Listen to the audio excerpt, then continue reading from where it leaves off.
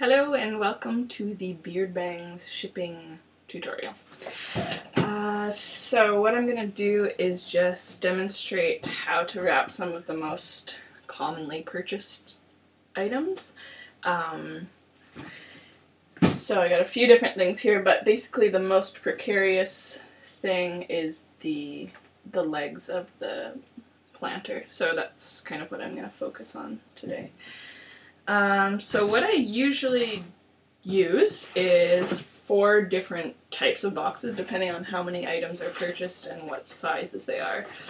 The most common box I use is 8 by 8 by 8 inches. That's what I use for the planters. I know it seems a little bit big, but my general rule is to use a box where I have 2 inches on all sides of the item. So the 8 by 8 by 8 works well for the planter, so I think I'll just show you how to do the planter first and then I'll move on to some of the other sized items. So I've taped my box together already, obviously, and what I first do with the items with legs, here's an elephant planter which has another little extra thing on it to be careful about, but basically with the legs, I first want to put some extra wrapping around the bottom part. So what I usually do is take some foam wrap, and all of this stuff you will receive if you've ordered a box of, a large box of items from me, because I wrap each piece individually and put it in the big box, just like that. So okay, so basically what I do is fold up a piece of foam wrap and put it, kind of try to fold it in between the legs, so there's the 2 legs on one side and the 1 leg on the other side, so it's just kind of settled in there. And then we want the foam wrap to also go on the outside, so we use a second piece of foam wrap to just wrap the whole thing. And usually I wrap it so that there's a lot of foam wrap on the top part and just a little on the bottom, because that's the less fragile part, and then fold over so that it's kind of also covering in a second layer the legs on one side. Then sometimes if it seems really, if one of the legs is still sticking out on the other side, I'll fold another little piece of foam wrap and cover that. I can show you how I do that. Oops. So I just tape that down, so it's really basically the legs on either side have about 3 layers. Take another little piece of foam and just fold it up and put it over top of that 3rd leg that's only got 1 piece of foam covering it, just for some extra padding. I tape that over.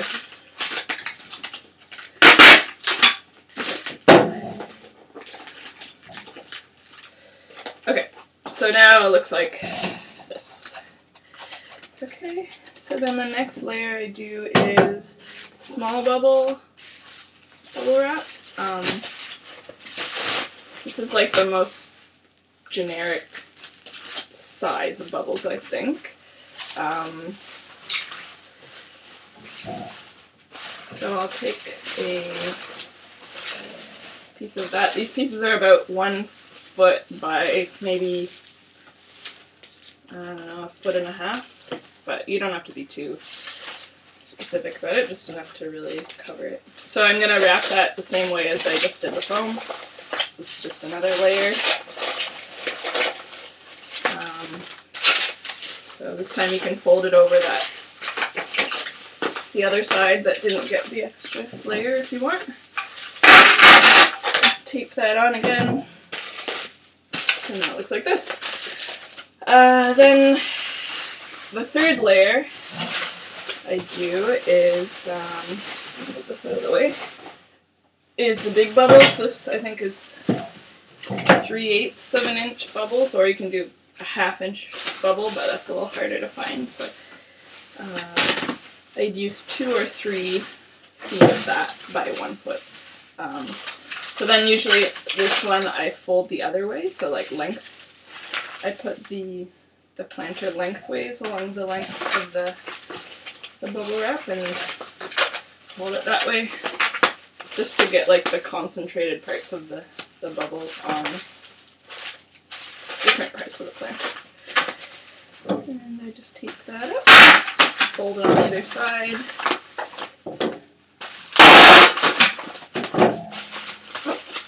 Like that. Okay, so that's basically the wrapping, and you want to feel around it, and like you don't want to feel the hard ceramic edge anywhere. So if you are feeling that hard ceramic edge, I'd just add another little strip of bubble wrap or foam wrap or something like that, just for extra security. I know it seems like pretty intense, but my rule is generally like, if I don't feel comfortable myself throwing it on the floor, then it's probably not wrapped enough, because that's what the post is going to do. So, this box, as you'll see, is a little bit taller than necessary, so you could actually use like maybe 8 inches all the way around by 6 inches high if you wanted to, but what I usually do, just because it adds extra protection, is put a bunch of peanuts on the bottom, then stick my planter in, and then add more peanuts on the top, because that way if something's pushing down on it, you've got all that extra layer in between. I don't have any peanuts right now, but that's pretty self-explanatory, I think. Okay, so that's how I do the planter. I'll just show you quickly how I wrap the elephant planter, in case that's going to be something that you are wrapping yourself. So it's the same as the other types of planter, but I usually add an extra kind of piece of foam going around this area. This is like really the most fragile item I think I ship. So I want to make sure that trunk is really wrapped up well. So I do the same thing as with the legs. Basically, I just kind of stuff a little piece in between the 2 parts of the trunk, and then I'll make my second piece of foam wrap go all the way around the whole thing, so that, yeah, it's just all protected and all covered, so that no little pieces are popping out. Yeah. Okay, so that's that. So that was the 8x8x8 box. The second size box I use would be a 6x6x6 box, which I usually would use for a mug or a smaller size planter, the $35 planter, that's Canadian dollars. So that basically goes the same way. I'll show you briefly how to deal with the handle. Handle isn't as fragile as the legs on the planters, so what I normally would do is maybe just add an extra little piece of foam going like that around the handle, and then take my second foam and wrap it around exact same way as with the planter. And yeah, same thing with that box. You probably won't need as many peanuts for that one, but just, yeah, the general rule, if you just make sure that there aren't any like hard pieces sticking out after you've wrapped it all, you're probably gonna be fine. For this type of thing, this would be like a salt cellar with a few extra little pieces. I'd wrap that the same as the planter. It's basically the same kind of shape. And then for smaller pieces, you can wrap them together. They won't need as much bubble wrap because they're lighter, and they're probably going to be okay with maybe just the foam and the smaller bubbles, I would say. But what you can do, like for this, there's 2 pieces, so I usually wrap those together. So I'd make sure that there's foam all around the one piece, and then I can just add this on top, and then wrap that around again and tape it, and then I would put the edges over the spoon, because that's a little bit more fragile, so like that. And then tape it, and then if there's like the 2 items together, you can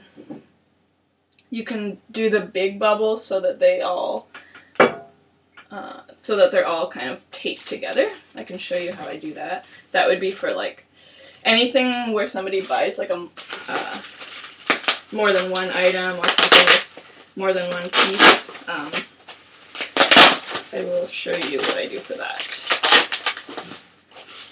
So for this kind of thing, I would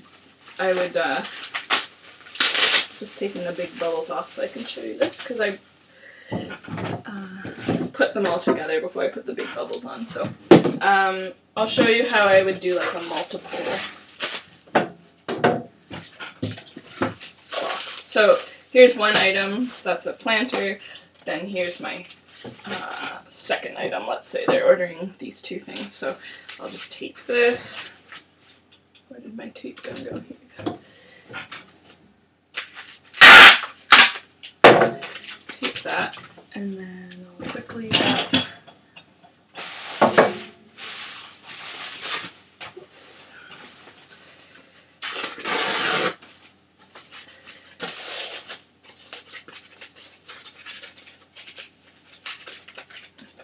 Put the foam between the legs, wrap that up.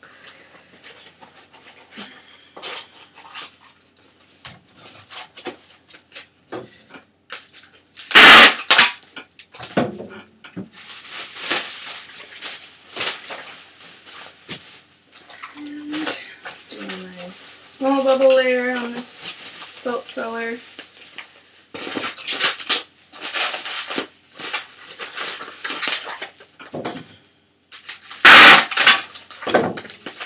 And then another little piece of small bubble wrap around the smaller items.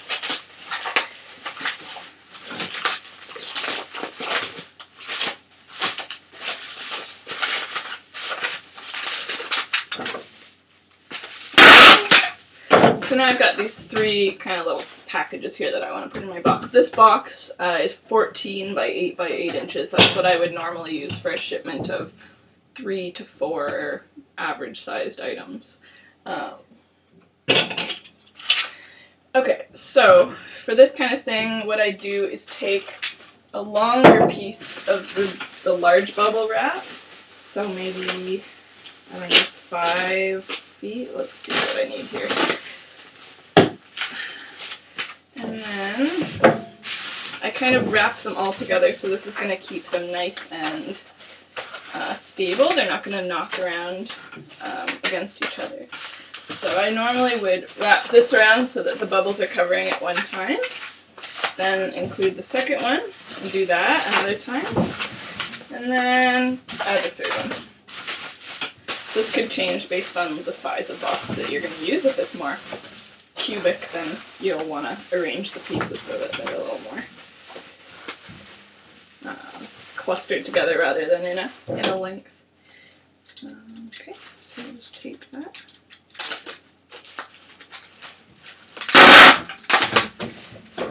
Tape the sides.